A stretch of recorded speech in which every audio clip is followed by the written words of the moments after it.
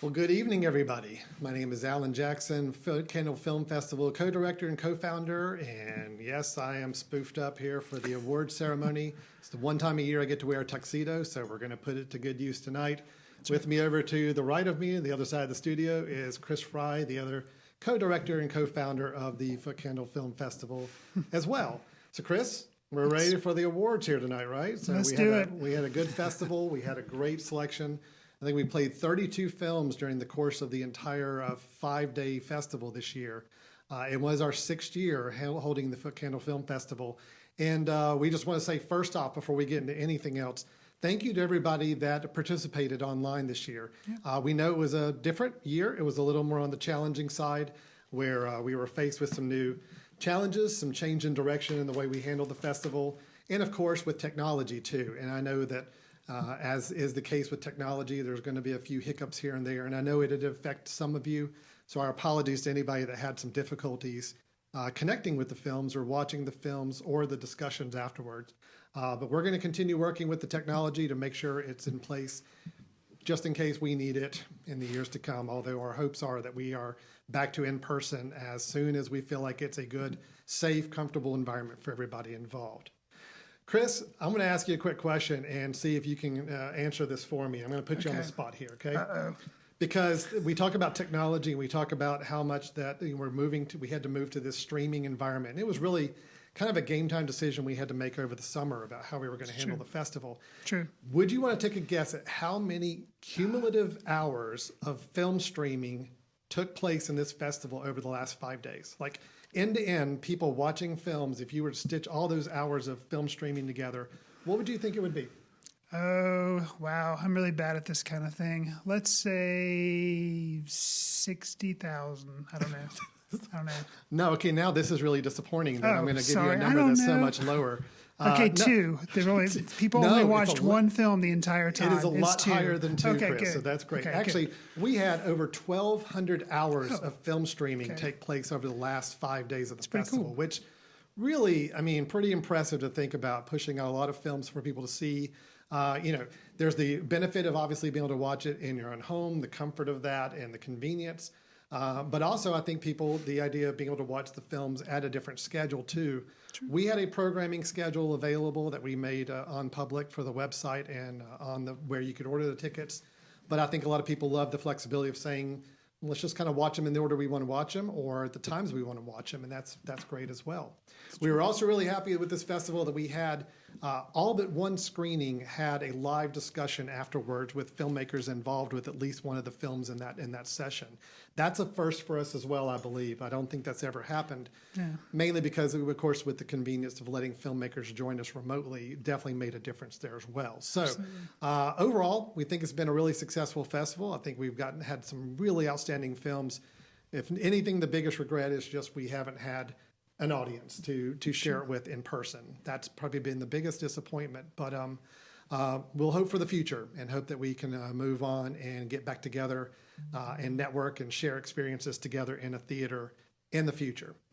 There are a lot of organizations and people that really help make our festival happen. So Chris and I would like to take a few minutes to kind of recognize those sponsors and organizations.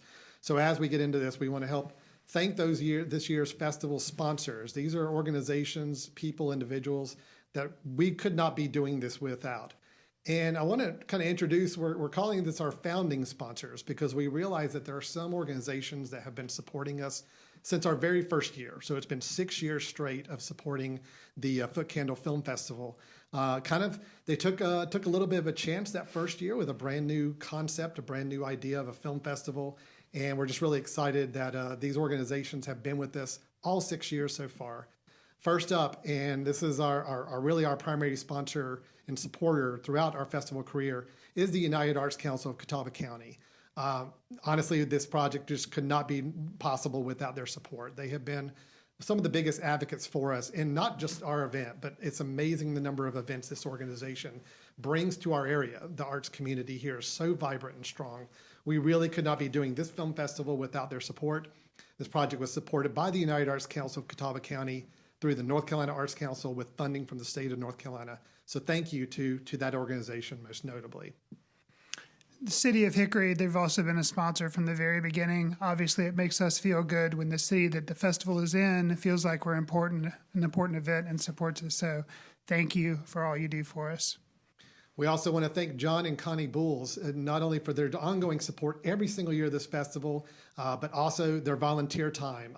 I even think John helped us put together part of our stage curtains one year for our festival, as well as just being a great contributor and volunteer and supporter. We could not be doing it without that pair, so thank you so much for your support. Nika Werner and Lake Hickory Realty, we appreciate all you do for us. Nika, we usually let you read an award, but that will be too complicated this year, so we'll just, we say thank you, and you can just read it out in your mind maybe, but thank you for all your support. We appreciate it. And then I guess we'll mention Jackson Creative, because that is our organization. That's what Chris and I work for. And, we kind of contributed a lot of time and energy from our resources here at our company to make this happen. So using up some of our work time there, but all for a good positive benefit here. So we also have a few additional sponsors that we were really happy to have with us this year. Chris, you want to start us off here? Sure. Tasteful Bean Coffee House. We appreciate you guys, and thanks for coming on this year as a sponsor. We really appreciate it. Yeah. And then also Deluxe Printing Group has been a great partner for several years, helping us with some of our printing needs. Granted, the printing needs were a little less this year because we didn't have as much in-person material, but it was still a lot of promotional material that had to go out to get the word out about the festival to begin with. And then we also have some individuals that just really stepped up and were great supporters and champions for the festival this year. Dave and Pamela Leonetti, Rob and Aaron Hooks, Kent Curley, Tom Hutchins, Tom and Cindy Lundy, Janice Takal. Thank you so much. And then we also have plenty others of people that have just contributed every little bit of the way. And we call them our friends of the festival. And I think that's really kind of the best term for it, is that these are people that just see the value in what we're trying to do with bringing film to this area and highlighting film from around the world that, it's difficult sometimes to get the attention for some of the films that we're seeing, and we just want to play a part in making sure that great art is being recognized and seen. Our design work, the shirts that you'll see and the posters and the yard signs, all that design work comes back from Matt at EMI Design Lab. He's done the work for the past 2 years. He gave us a really great design again this year, and we thank him a lot for it. So really, there's a lot more people that contributed to this festival that we can't list all the names, but just know if you are out there and you've done anything to support, even just by buying a ticket to the festival, you are supporting this film festival and the arts in our community. So thank you again so much. Then we had some people that just gave so much of their time. And Chris, you want to tell us a little bit about the screening committee? Sure. And I guess in a way I'm thanking myself, because I was one of about 15 people that was on this committee. We had over 300 films to watch. Excuse me. And it was a lot of time, and I appreciate all your efforts in helping us determine what was going to come to the festival. So thank you. How many submissions do we have total, Chris? Over 300, 320 maybe, I think. So yeah, it's a lot of films. So. 320 submissions that had to be screened by our committee. So thank you to the screening committee for helping us look through so many great films and find the ones that really were a perfect fit for our festival this year. And then we also had our planning committee. These were the volunteers, the individuals that have been with us for several years and have really kind of banded together to make this festival happen.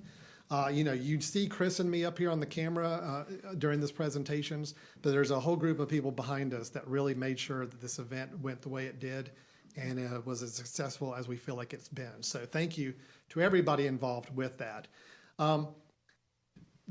Many people don't always know because they attend our festival and they see the film festival, not knowing that there's actually a whole film society, a whole film community supporting our efforts behind us. We started the Footcandle Film Society back in 2008. At this time, we have over 600 members that on a monthly basis will get together to watch films, independent films, documentaries, foreign films, locally and regionally produced films. Basically the kind of films that were not getting a lot of love or attention at the big multiplex in town. And that's kind of the way we looked at it, is trying to find an avenue for those films to get seen as well. So we're really appreciative of the Film Society that we have, and we've enjoyed our history with it. And it was really their encouragement that we start a community festival several years back, and that's where we are now. So the Footcandle Film Society, starting in 2008, over 600 members, monthly film screenings and discussions. And again, our website's footcandle.org, as you see on the screen there. But what this Film Society has allowed us to do really is that we are now having the position where we can take the proceeds from our film festival every year, and we're able to roll those funds into our Filmmaker Grant Fund. So we have a 2020 Filmmaker Grant Fund taken exclusively from the ticket proceeds of the festival from the previous year. So all the money that was gathered, every ticket that you bought for last year's festival has now gone into this grant fund, and we're using that grant money to award grants out to filmmakers who have projects coming up in the near future that need to be at least 50% based in the state of North Carolina. We felt it was really important to have these be North Carolina-based productions, or at least to some degree shot, or at least some production level in North Carolina, to help continue the efforts of filmmakers in this community. And we had one film project from last year that we were really excited to be able to show this year, and that's the film Drought. We showed that film. That was a 2019 recipient of one of our grants, and directed by Hannah Black and Megan Peterson. We were really happy and fortunate to have their film show on Wednesday night of our festival as our opening film. And it's just very rewarding to know that the Film Society members, the film festival attendees, help make these films possible. And that was a great example of one shot in Wilmington and in the surrounding area. Great story. I think it's got a real great future in other festivals and other distribution. So we're really excited to be a part of that. And again, thank you to everybody that was involved in that. So now we're going to talk about the 2020 grant recipients. We do have 3 grants that we're going to be awarding to filmmakers that have submitted an application and were considered for this year's program. We had a lot of applications, but our committee that came together to look at these grant applications determined that there were 3 projects that felt like something that the Film Society and the film festival in general would love to get behind and help support and help make a reality.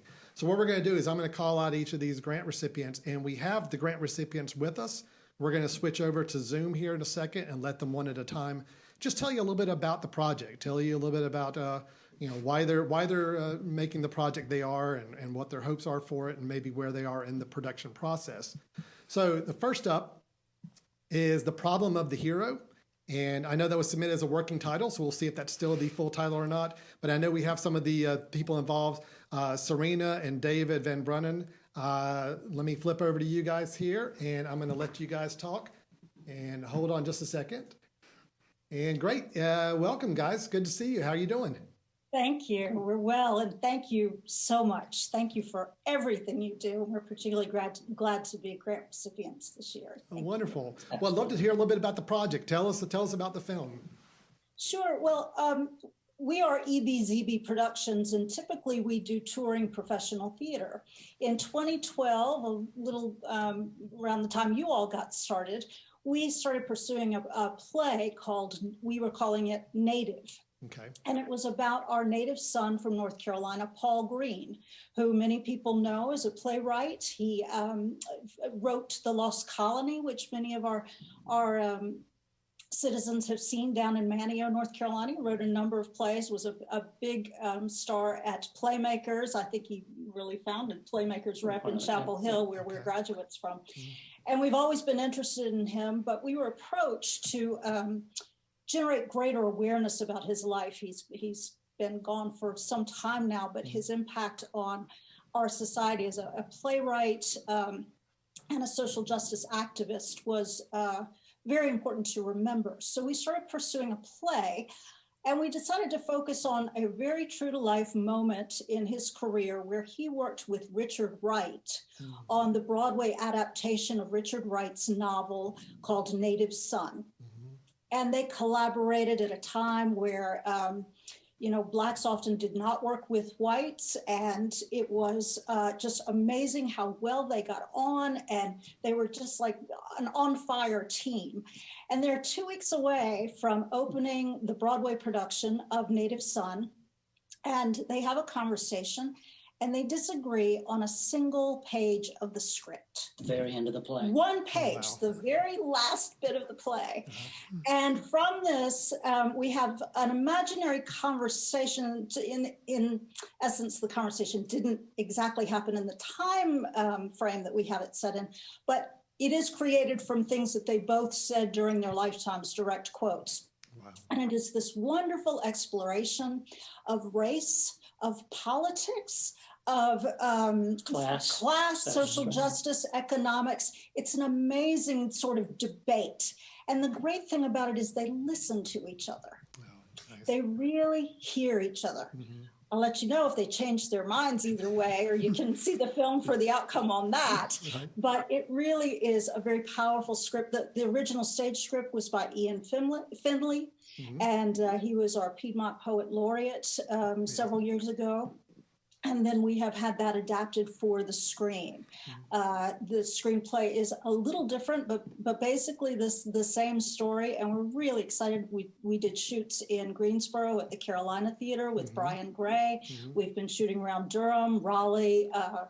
Well, and as Serena was saying, I'll deal with some of where we are in the production at the moment. Sure. We have completed principal photography, Okay. and that was the majority of it was done at the Carolina Theater in various sections.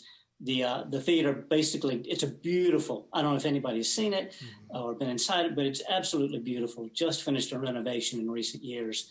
And it basically doubles as the St. James Theater, which is where Native Son was to premiere in 1941. So we did the bulk of the filming there. We've done some additional filming in Durham, some interiors and exteriors. Right now, we have gone into post and we are in the edit room. Obviously, as some of our fellow filmmakers will acknowledge, the pandemic restrictions have added a different nuance to where we're having to adjust with some of the exteriors that we're doing. We just finished 2 exteriors in August with all of the safety protocols in place that we needed to implement.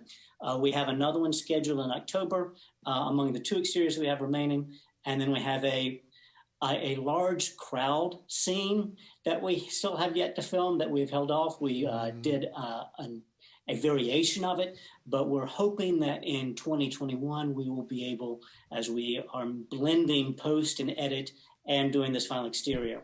So I guess that would lead me to tell you where some of the funding is helping, and that obviously maybe not so obvious, but to us it's at a very real impact. The funding support that you're giving us, it's a real affirmation because it's going to the post and particularly the edit process, but it's also going to fund some of the expenses and most, if not all, of the expenses with the exterior shots. And perhaps a real, very tangible example of how real the support is. It's going to support the PPE expenses. Yes, absolutely. So a whole another level of expenses we now have to deal with, right? So it's a very real impact, and the Footcandle support is an affirmation, and the gratitude that we feel is very real as well. So thank you.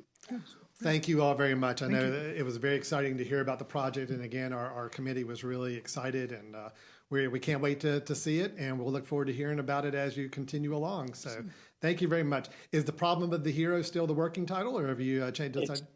Problem of the Hero is still the working title. Okay. I could go into a lot of detail, but I don't know that we have time of why that is. But suffice to say, if you want to reach out to us, we're happy to answer that question. But Perfect. Yes, that's still the working title. Wonderful. Thank you so much. It was a Thank pleasure you. meeting you virtually, and we look forward to hearing more about your film as it comes along.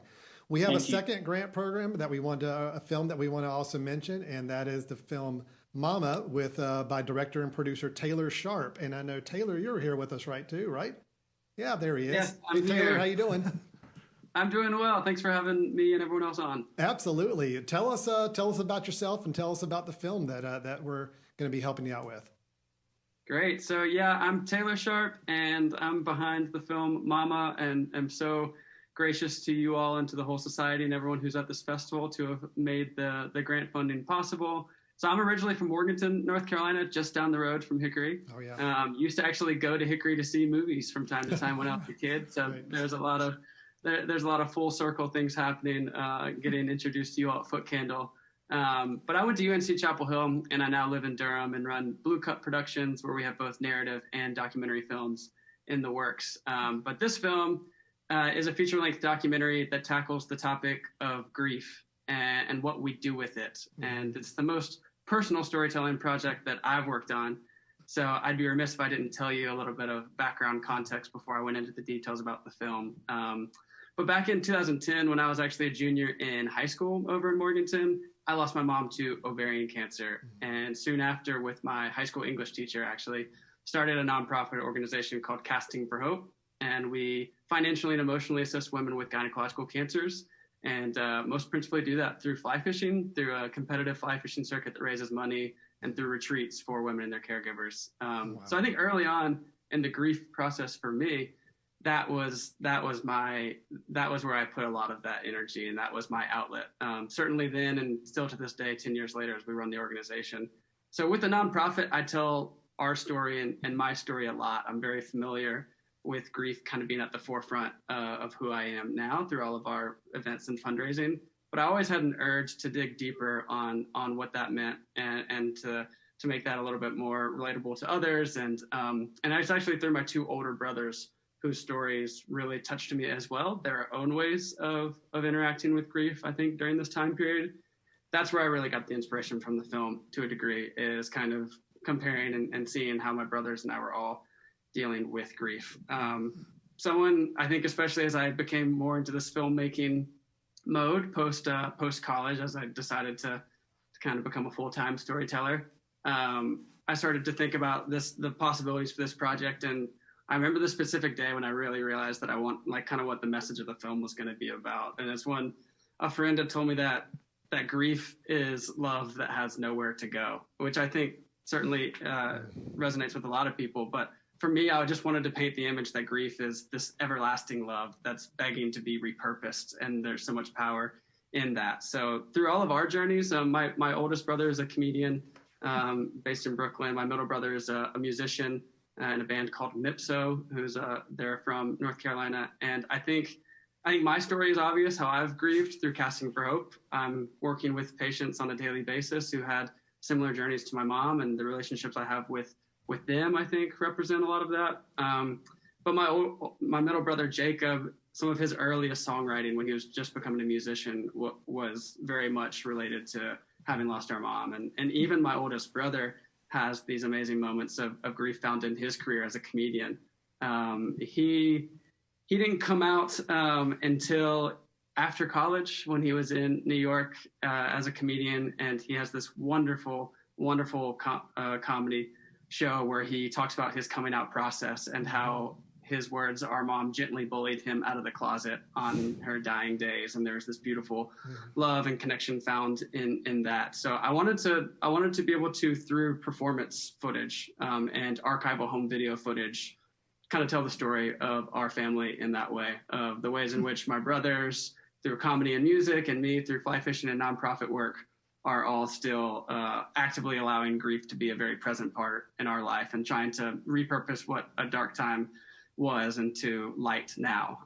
So yeah, that'll be the film, and where we're at in terms of production. Fortunately, before February, March, we were able to get a start on it, and I was able to film oldest brother Josh doing a comedy set actually at a Casting for Hope benefit fundraiser. That's the first time he had ever come back home to do a comedy set, and he told the story of kind of his coming out story and did it in the most hilarious of ways as he's talking about our mom passing away. It was a really beautiful testament to that. And so we filmed that, and that was really meaningful. And we also got back to the Carolina Theater from the last project. My middle brother's band Mipso played a show at the Carolina Theater in Greensboro, and we were able to capture a really stellar performance there as he sang the song Mama, which he wrote about 8 or 9 years ago. And we were able to capture me with some of the women that we work with at our fly fishing retreats. So wading out in the water, forging new relationships with them as they navigate their cancer journey. So that's the footage we were able to get prior to all of this. And now I'm sifting through 40 hours worth of archival footage, and I'm starting to get really creative with how I'm going to finish the film, which I think is actually going to be utilized with some going back to the home video footage. I'm getting an old school camcorder, and this upcoming Christmas, when the brothers and Pops and I are all back together, I'm gonna bring that back out again to see if we can get some footage to match the early days. So that's where we're in the process, and where the funding's going. Yeah, I mean, a lot of this I think now is going to be that type of filming, because I don't think that they'll be able to play shows and stuff for the next little while, and maybe the project will extend beyond this. But if not, there's a lot of post to be done later. And specifically, one thing that I think this money I might earmark it for is the score. I want to work with my brother and fellow musicians here in North Carolina. I have a few in mind who have all also lost their mothers and have written songs about it and stuff. And I would love to collaborate with other North Carolina artists to inject that type of passion and love into every beat that you hear in the film. So I'd love to get that group together and original score it with them. Yeah. Wonderful. Wow, Taylor, we're so excited to hear about the project, and I know Chris and I met you at a farmer's market. That was right. Yeah, I think not too long ago, and we're really glad that you got connected and got some funding for the project. So we're excited to see where it goes, and look forward to hearing from you in the future. So, congrats, Taylor, and keep us posted on the film as we go along as well. Yeah, Thank you, and to everyone else. Yeah, great. And then our third one that we're going to announce tonight is a film called Charles Vanderchap, and executive producer Emily Reach White, writer-director Chris White. And I believe we have Emily with us here on the camera. Emily, are you here with us? Yeah. Yeah, there she is. Wonderful, great. Hey, Emily. Did I unmute correctly? Yes, you are. We can hear you, see you. Great. You're good. How you doing, Emily? All right, I'm good. Whoop. Uh-oh. Am I still there? I'm so sorry. Someone started calling. No, yeah, you're fine. You're fine. We gotta love technology, right? That's right. Great. Great timing. Yes. We're excited to hear about Charles Vanderchap. Tell us all about it. Oh yeah, absolutely. I'm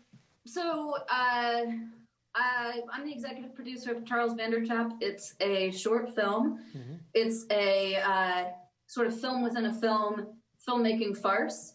It was written and directed by my husband, Chris White. So we also had a film in this year's festival called Electric Jesus, a feature film. I was the executive producer of that film. Chris was the writer-director. And we wanted to, so just to get this out of the way, we actually shot the whole short film back at the beginning of August, I guess the weekend of August 7th. So the film is complete in terms of the photography. But when we decided to make it, we really wanted to accomplish a couple of things. And I would just say like half creative things, half business things. I'll just kind of briefly talk about each of those. So creatively, we met some really great people while doing our feature film, Electric Jesus, and it had been a long time since we'd been on set. Feature is really kind of an exhausting process, and this one in particular, because it was a music film, it was a period film, it was a lot of work, and so we were just wanting to get back on set and work with some of the really wonderful people who we met in that process. So we got Shannon Hutchinson, who's the lead girl in Electric Jesus, to play the part of the girl in this film. We got Claire Bronson, who's a great actor. She's in Atlanta. She's out of Atlanta. She's in Ozark, and she's in a bunch of other really great, she does amazing work, and she was in Electric Jesus. So she played the female lead. And then my husband, who wrote and directed it, Chris, he played the male lead. And then we worked with two new actors who we've never worked with before. But yeah, we shot it all actually in Hickory, North Carolina. As I know, you know, Alan, I'm not telling you anything new, but we shot it at the Salt Block and the Art Museum, and had a really, really fantastic time. Business-wise, I mean, the main reason to make a short is, just from my perspective as a producer, is to get the opportunity to develop new talent, and to work with new talent. A feature film is so much riskier. There's so much money involved. You really don't, it's not the time to test someone out. So as a producer, I tend to look at short films as almost like a job interview for new people. So, and we really, for several years now, my husband and I have been a producing team.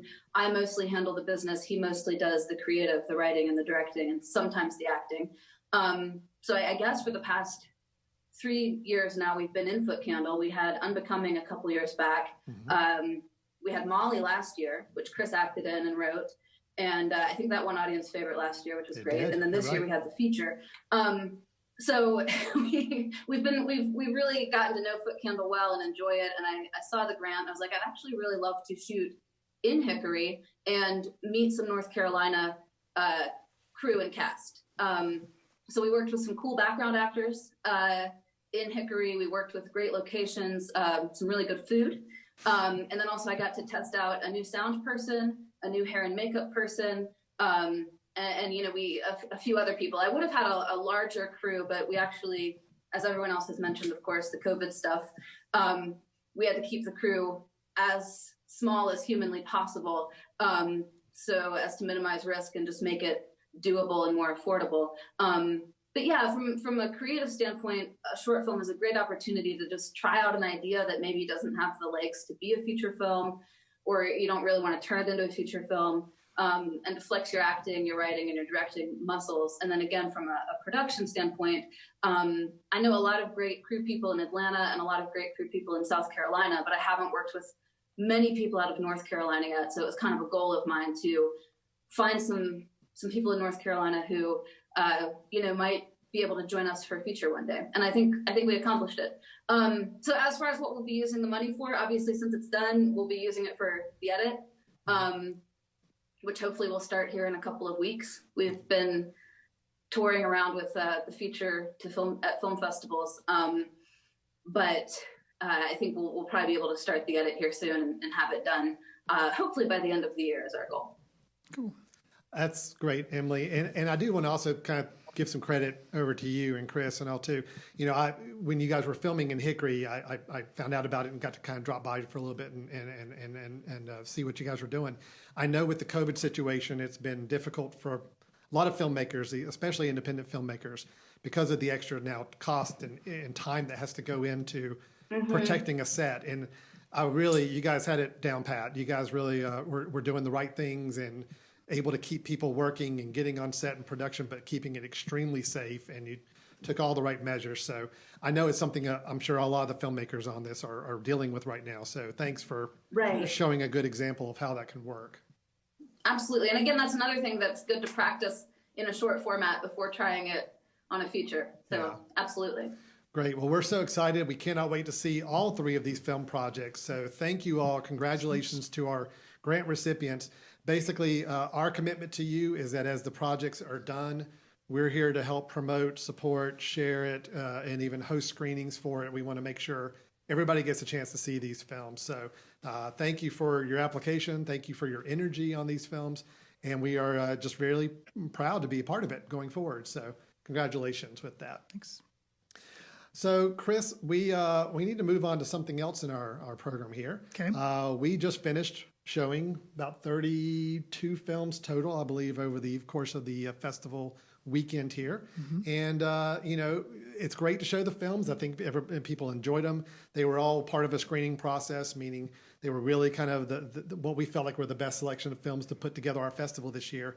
But we also do need to give out some awards. Yes. We think that's the appropriate thing to do at this point here. Absolutely. So Footcandle Film Festival, the 2020 awards. We do have several awards we'll be giving out to the different films that were shown.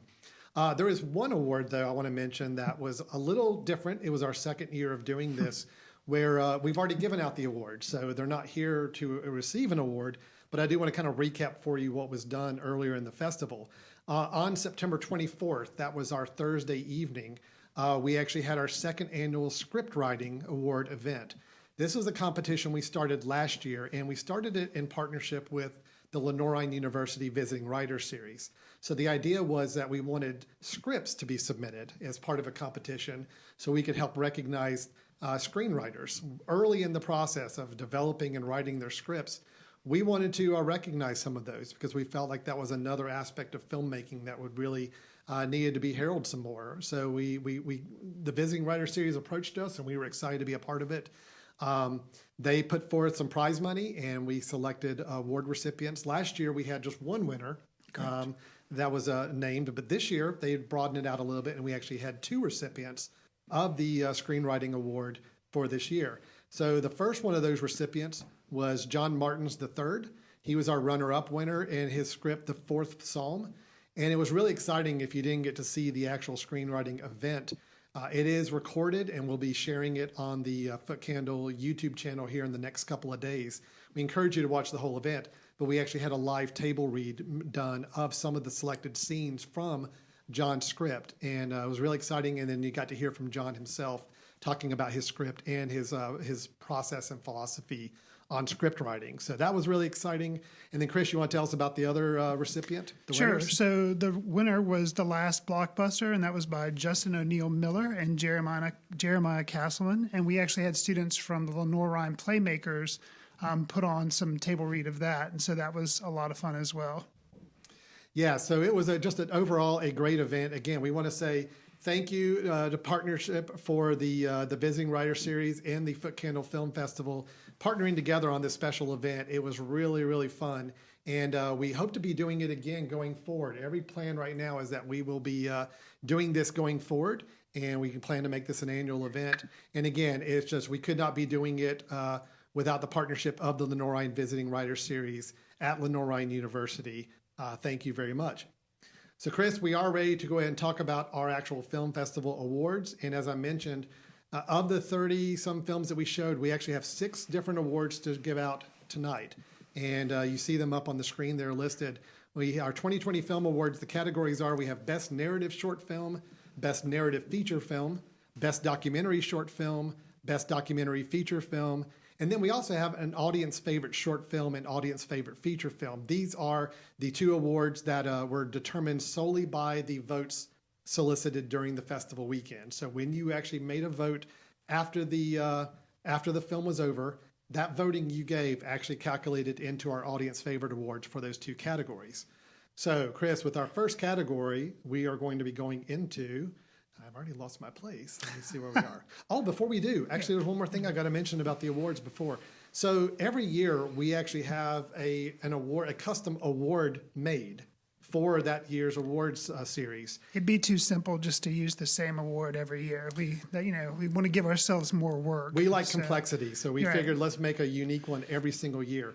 And we had the idea of kind of using local artists to use different medium every year to develop our Footcandle Award. So Chris, you want to tell us about the award Sure. that they're seeing on the screen right now for Absolutely. this year? So this year's award is designed by the folk artist who lives in Lenore, North Carolina. His name's Charlie Fry, and he does a lot of work with painting. And so he actually made some small, I think it's 5x5 paintings of a foot with, the Footcandle Awards. And we thank him for agreeing to work with us. He was really great to work with.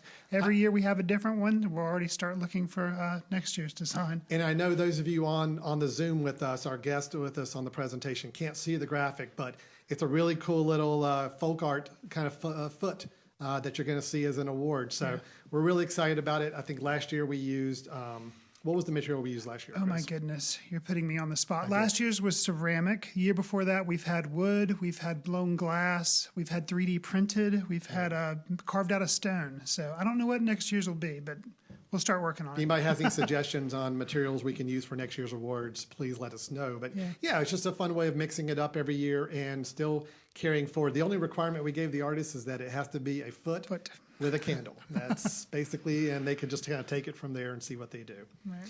All right, so that'll be the awards that we'll be sending out to the recipients here in the next few days after announcing them tonight. Let's start off with our first category, which is Best Narrative Short Film. We're going to read out all of the films that were shown during our festival in this category.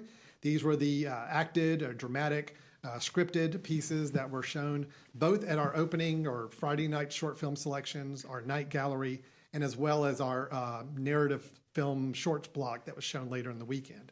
So let's go through these, and Chris, I'll kind of alternate with you the names here. In alphabetical order, we had Atlas, directed by Maciej Kalowski. We have Cringe, directed by Leo Ramsey.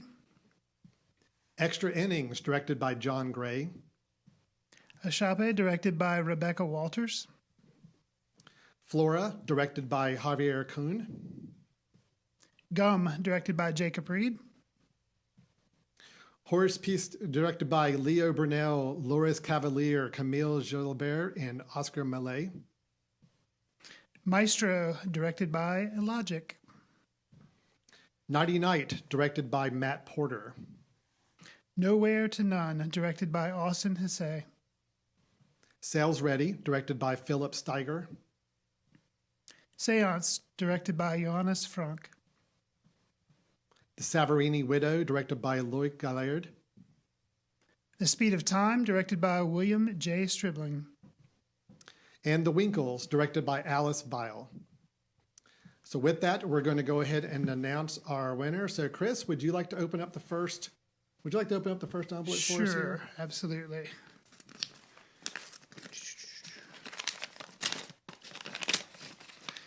Okay, and the winner is, for Best Narrative Short Film, The Winkles, written and directed by Alice Vile. She is actually home sick with a baby who has contracted chickenpox. She is in Paris, so that's to her benefit, but she does have a sick baby. But she did send us a video. So, Alan, why don't you cue that up? Hello, everyone. I'm Alice, the director of the short film The Winkles. I'm not sleeping very loud because my baby girl is in the other room, so I don't want to wake her up. So you can't really see it, but inside I'm screaming with joy for this Best Short Narrative Award. It is such an honor, and I'm so, so, so happy. I really wish I could be here with you guys on the Zoom and celebrate with you, but it's late in Paris. I'm actually right now in my pajamas. I put on a little bit of lipstick to make it more festive, but I'm in my bed. Really, I wish I could be here with you and celebrate.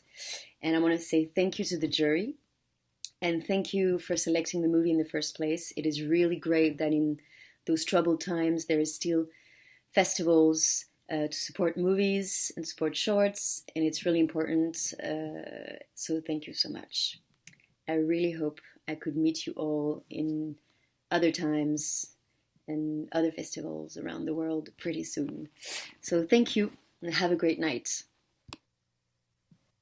All right, so thank you to Alice. Again, she apologizes not being able to attend in person, but of course, baby duty is important duty, and we certainly understand that. And plus, I think it's also about 2 a.m. in the morning in Paris, if I'm calculating correctly there as well. So congratulations to Alice and to her award of Best Narrative Short Film for The Winkles. So we're very excited for that.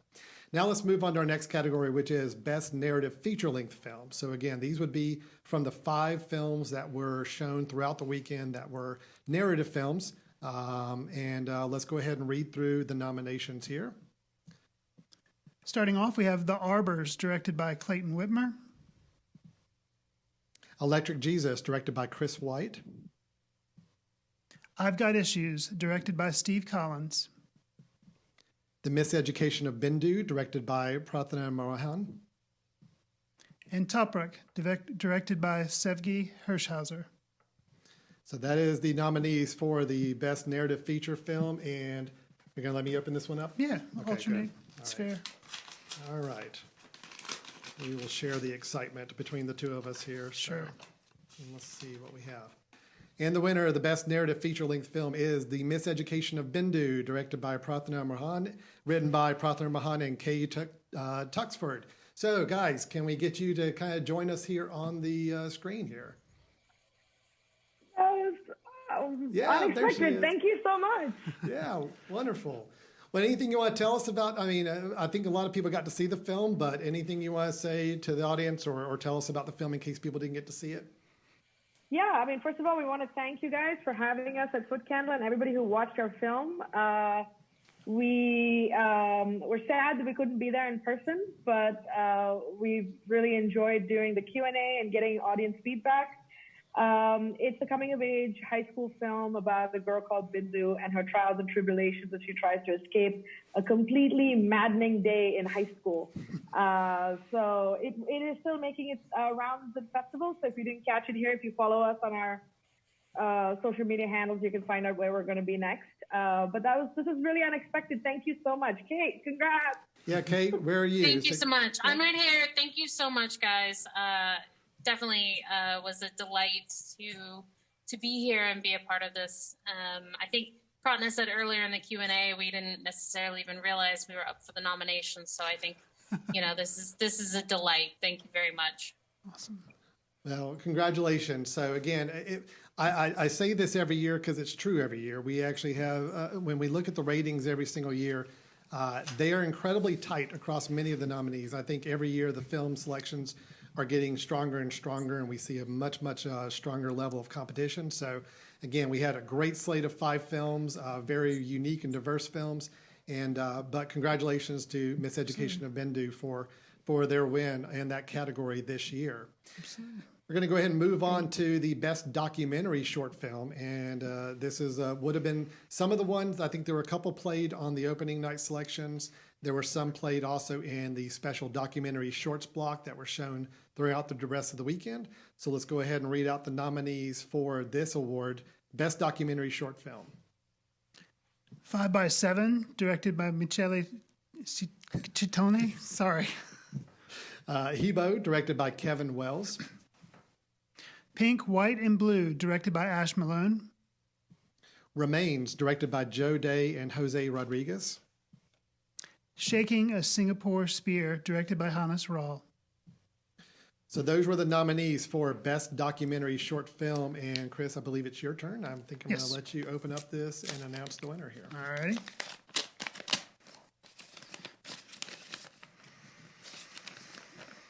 Okay, winner for the Best Documentary Short Film, 5x7, directed by, and he was apologizing during the Q&A that his Italian was bad. His English was bad. Well, my Italian is worse. But it is Michele Cittone and he is with us on Zoom. So, Michele, are you with us here? Hi. Hey, there he is. I Great. can't believe it. Okay, Michele is okay. Well, thank you. Wonderful. Well, congratulations. And anything you want to say about your film in case people didn't get to see it, or anything you would like to say to the audience here? No, thank you so much. I'm really truly honored for this award, because I know that the quality level of the films of the festival is very high, and I must say also that in these days I felt a strong curiosity about what could be the experience of being physically in a festival in a place that I don't know at all, but that shows an event that appears to be strongly rooted in the community and so well organized. So thank you so much for all you've done. The film 5x7 is one of the fruits of my travels through the southern Italian interior territories. I'm talking about poorly populated places with small villages, most of them ancient, but suffering from depopulation processes, abandonment, lack of opportunities for young people who obviously often emigrate, but where there are phenomena of identity resistance and a struggle for the survival of these communities. At a certain point of my life, I began to be very interested in this issue, discovering that in these apparently uninteresting places from an urban-centric point of view, you can actually find some treasures. And in this case, I tell a story that is a story of an American photographers who came in Italy in 1957 and made 2,000 photographs in a small community, rediscovered 60 years later.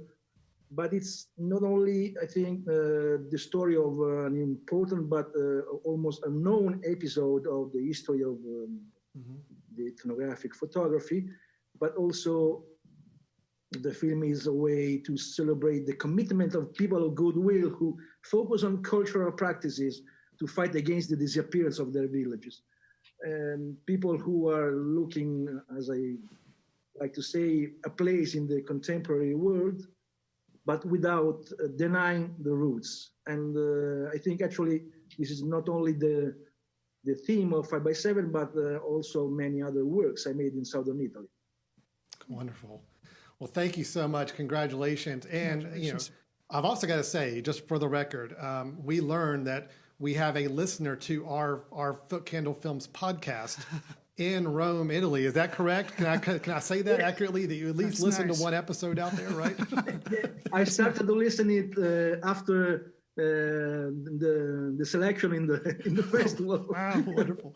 He told us he was going to use it to improve his English. I said, I don't know if that's really where you want to get better English, because Chris and I aren't exactly the most classically trained thespians here either. Right. So, right. But congratulations Yes. to you. That is a wonderful Congratulations. film and was well regarded by the jury here. So thank you. Now we're going to move on over to our fourth juried category, and that is for, let's see where we are, Best Documentary Feature-Length Film. And that is where we had 5 selections played during the course of the festival weekend that were of feature-length documentaries. And we're going to go ahead and read out the nominees for you there as well. Chris, you want to start us off? Sure. Adventures of T-Man, Autism and the Quest for Independence, directed by Nick Deal and Huiying Wang. The Campaign of Minor Bo, directed by Todd Dresner. Free Burma Rangers, directed by Brent Gudgel and Chris Sinclair. Life in Synchro, directed by Angela Panaglia. And Making Sweet Tea, directed by John L. Jackson and Nora Gross. So those were the nominees for the Best Documentary Feature-Length Film. And Chris, is it mine to It open is. up? It's your turn. Wonderful. Awesome. We'll get these opened up, and we'll see what we have. And the winner for Best Documentary Feature Film, determined by our jury, was Making Sweet Tea, directed by John L. Jackson, Nora Gross, and producer E. Patrick Johnson. And I believe we have at least John and E. Patrick with us right now. Is that correct? Yes. Oh, there he is. Wonderful. How you doing? I'm doing well. I'm so excited and moved by this award. I am a Hickory native. Yeah. I was born in the Ridgeview community, and Hickory is a big character in the film. So it is so meaningful to have the film screened in the festival, and then to win an award is just an amazing opportunity. And the co-director, I see him peeking out. Unmute, John.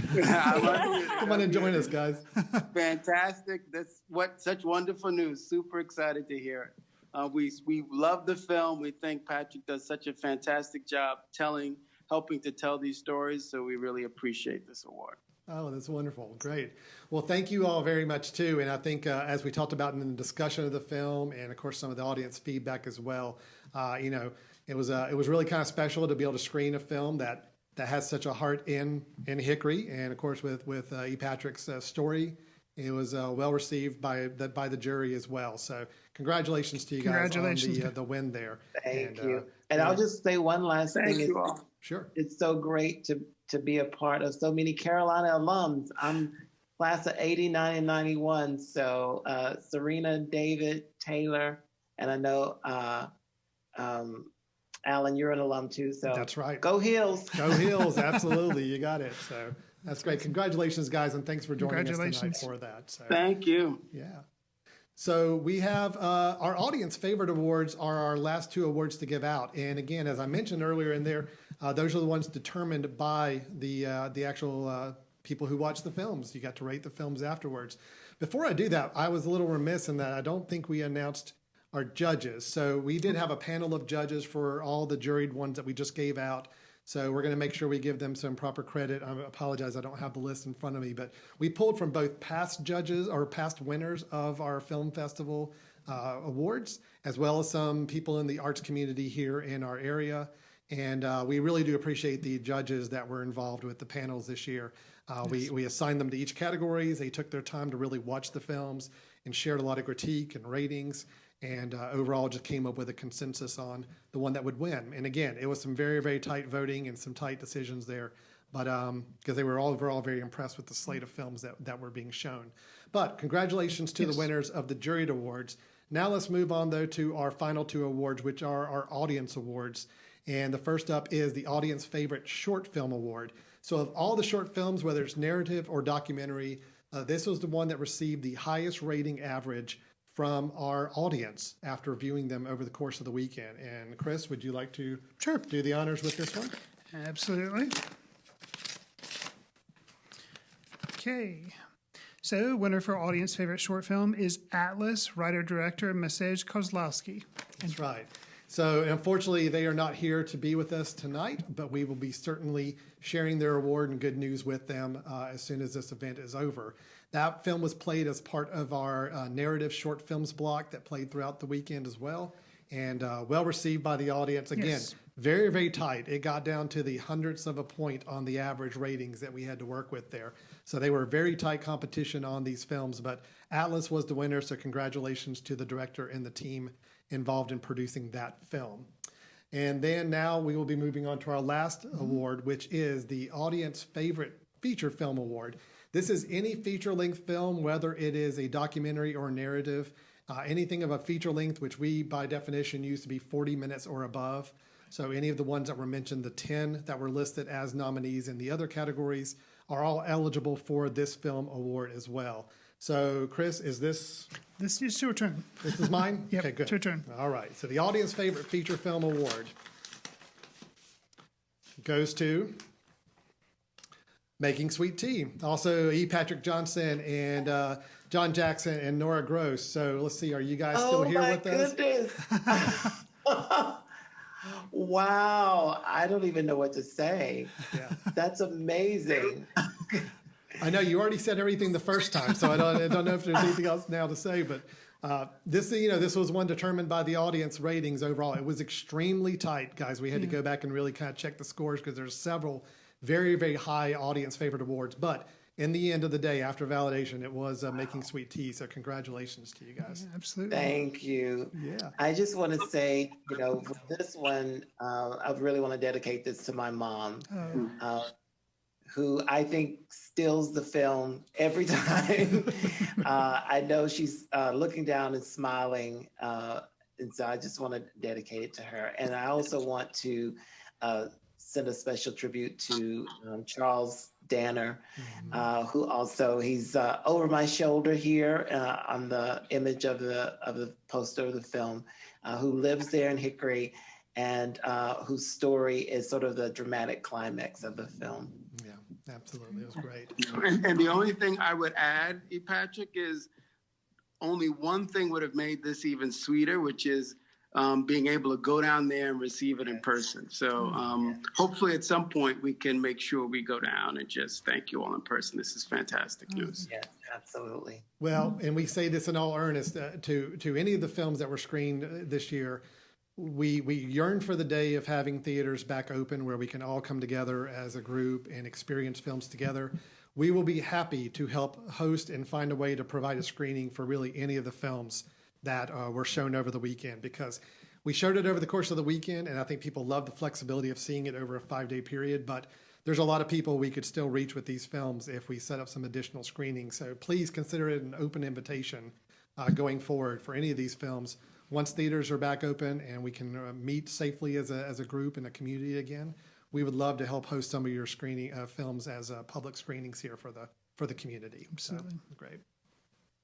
All right. Well, I think that is all of the awards for tonight, and that is technically the end of the Footcandle Film Festival. We are officially adjourning it. I will say this, though. If you haven't seen some of the films, you have 4 more hours left in the evening to still be able to watch them. They will cut off at midnight tonight. That's right. But if you didn't see any of the winners and you've got some time right now, I would certainly encourage you to go check out some of these winners or any of the films that were in the festival. They are still all available until midnight. We will be posting all of the conversations that we held with filmmakers after each of the films. They'll be posted on our YouTube channel in the coming days, and we will send out links to let everybody know that they're available to see. So if you did not watch any of the live discussions, don't worry about watching them tonight. You've got a limited amount of time left. Watch the films, and then you can see the conversations later in the week when we post them online.